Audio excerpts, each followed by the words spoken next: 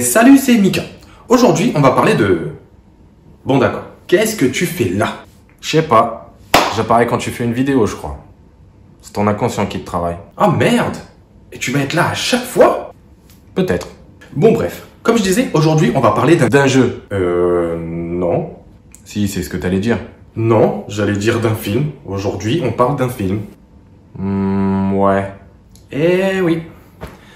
Un film qui me rappelle ma jeunesse. Les bagarres. Les vampires. Eh oui.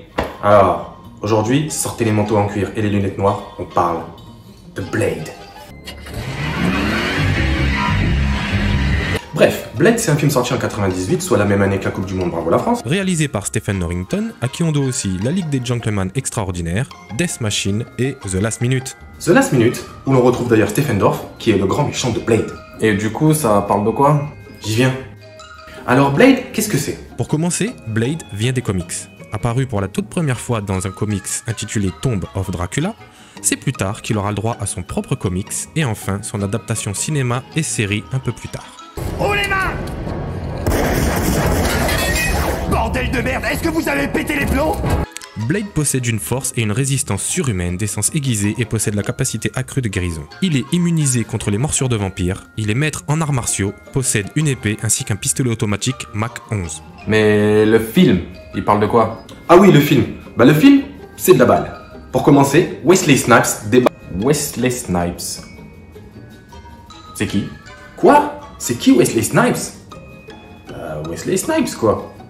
Demolition Man, Drop Zone, Passager 57, Les Blancs ne savent pas sauter. L'art de la guerre. Soleil levant, avec Sean Connery.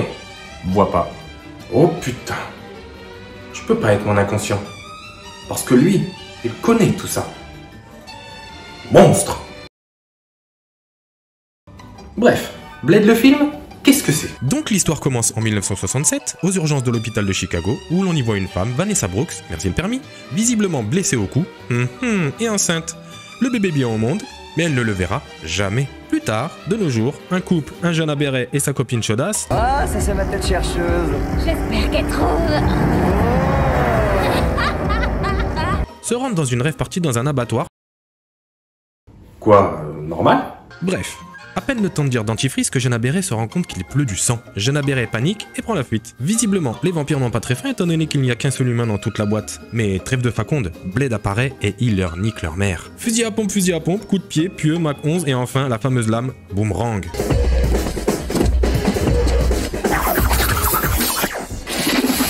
Après avoir mis le feu à un vampire du nom de Quinn, que l'on sent récurrent dans l'histoire, Blade disparaît.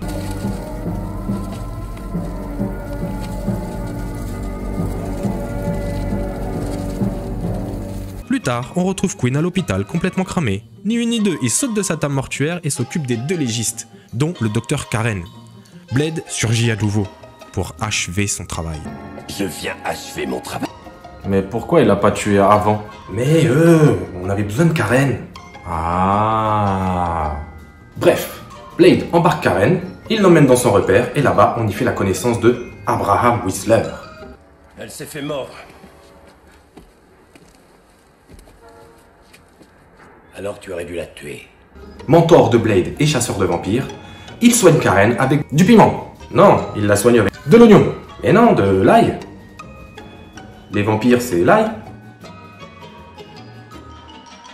Bref, pendant ce temps, au QG des vampires, Gaetano, le chef de clan, explique à Frost, le grand méchant au sang impur du film, que ces petites soirées arrosées de sang attirent trop l'attention sur eux. Nous vivons de cette manière depuis des milliers d'années.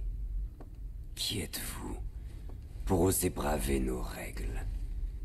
Vous n'êtes même pas un sang pur. Frost, d'une nonchalance absolue, lui explique qu'ils font partie du sommet de la chaîne alimentaire, s'en fout et se casse. Blade, malgré sa toute-puissance, a hérité de la soif des vampires. C'est ainsi qu'on le retrouve chez le Q local, histoire de récupérer une dose de sérum dont il a besoin pour étancher cette fameuse soif. De retour à la planque, Karen se réveille et Whistler lui explique que Blade et lui sont des chasseurs de vampires. et qu'une guerre se profile. Après ça, on a droit à une scène qui montre une fois pour toutes les tensions qui règnent entre Frost et le chef de clan Gaetano. Blade ramène Karen chez elle et se casse. Ni une ni deux, elle prépare ses affaires, mais est soudainement interpellée par un policier qui vient lui apprendre la mort de son collègue. Et Dentifrice sort son arme pour la liquider. Mais Blade est là, ouf la chance, et lui nique sa mère au policier. Qui a dit que j'étais un vampire? Mais personne. Karen est furieuse d'avoir été utilisée comme appât, distrait Blade et le policier s'enfuit. Blade et Karen restent en planque, espérant que celui-ci revienne récupérer son véhicule plein de sang qu'il devait livrer à ses amis vampires et ainsi le pister jusqu'à Frost. Karen, furieuse mais pas folle, décide de rester avec Blade pour être en sécurité. Le policier revient et ils le suivent jusqu'à la planque nocturne.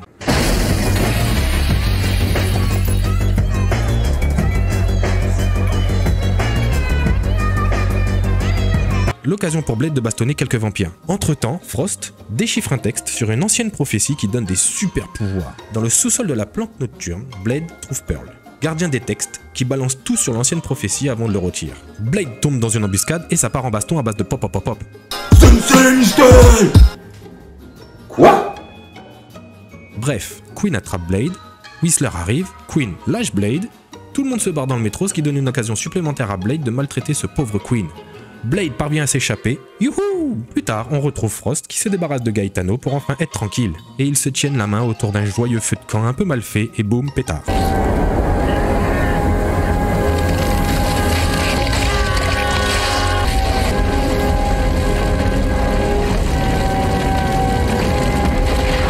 De là, Frost va au QG chercher 12 vampires qui lui serviront à accomplir sa prophétie. Un peu plus tard, au détour d'une rue, Blade croise Frost. En pleine journée, qui lui... Quoi? Le Frost, c'est pas un vampire? Si, mais il a mis de la crème solaire. Indice 8000. Ah. En pleine journée donc, Frost lui propose une trêve. Je te propose une trêve. Blade refuse, sort son arme, tire. Tu regretteras qu'il t'ait extrait du ventre de ta mère.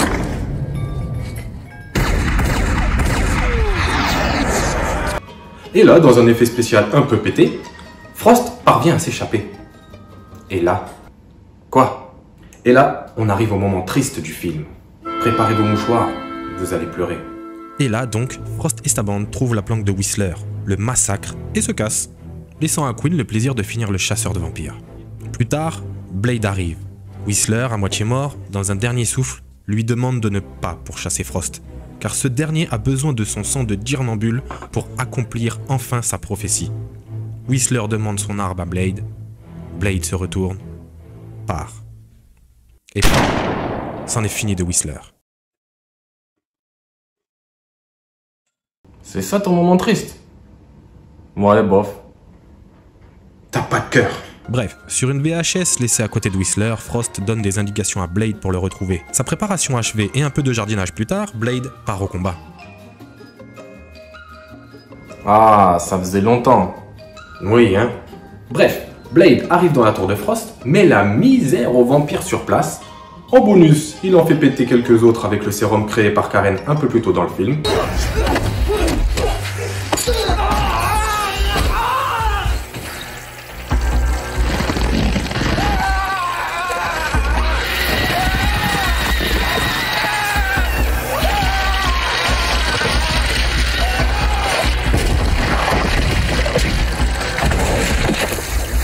Et là, Blade arrive dans la chambre de Frost.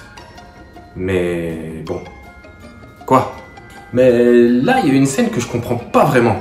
Vous allez dire que je chipote un peu, mais... Ah, bah oui, là, Blade voit sa mère sortir d'un cercueil et il la reconnaît tout de suite. Bon, ça d'accord, vous allez me dire. On a vu qu'il avait son permis chez lui. D'accord. Mais il a un flash où il voit sa mère à sa naissance. Et ça... c'est pas possible. À moins qu'il ait une cassette de sa naissance. Mais j'y crois pas. Ok, Blade se fait capturer et on se retrouve un petit peu plus tard dans l'ancien temple où doit s'accomplir la prophétie. Ouais, vivement. Où doit s'accomplir la prophétie donc, et Frost pompe tout le sang de Blade. Enfin, presque. De son côté, Karen tombe nez à nez avec son ancien collègue de travail. Elle lui nique sa mère et se casse. Décidément.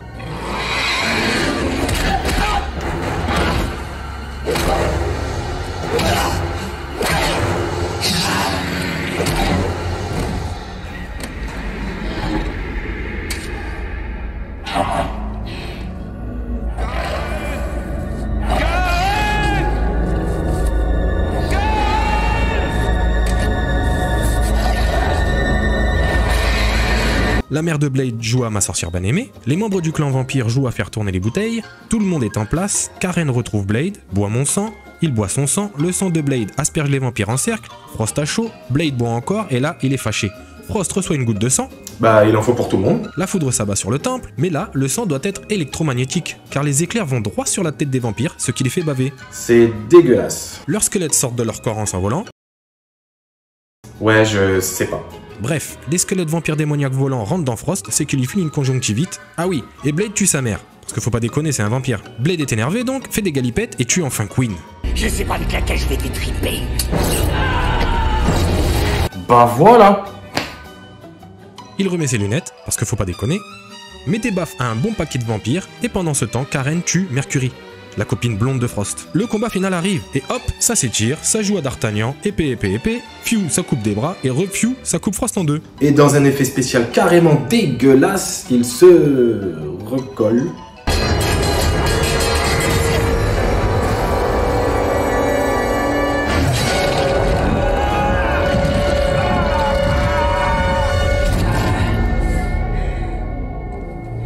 Peut-être un effet indésirable de la conjonctivite. Ah oui, et ça, c'est pas Blade. Après avoir joué à la couturière, Blade se prend une méchante droite. Après encore quelques galipettes, Blade récupère une trousse de soins caréniens. Bon, si tu commences à inventer des mots, on va pas s'en sortir. Hein. Ok, malheureusement en pleine crise d'épilepsie, le caméraman loupe la scène, du coup on n'a pas vu Blade lancer les sérums sur Frost qui explosent.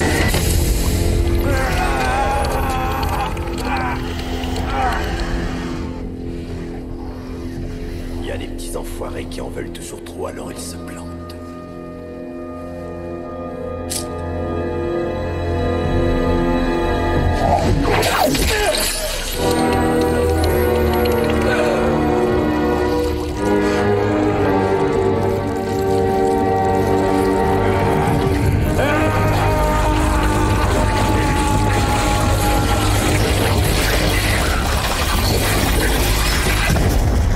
Et là encore, c'est un effet un peu dégueulasse. Tout le monde est mort, les méchants ont perdu, les gentils ont gagné, Blade et Karen sortent du temple, et Blade explique que son combat n'est pas terminé. Ce n'est pas fini. Je ne veux pas être guéri.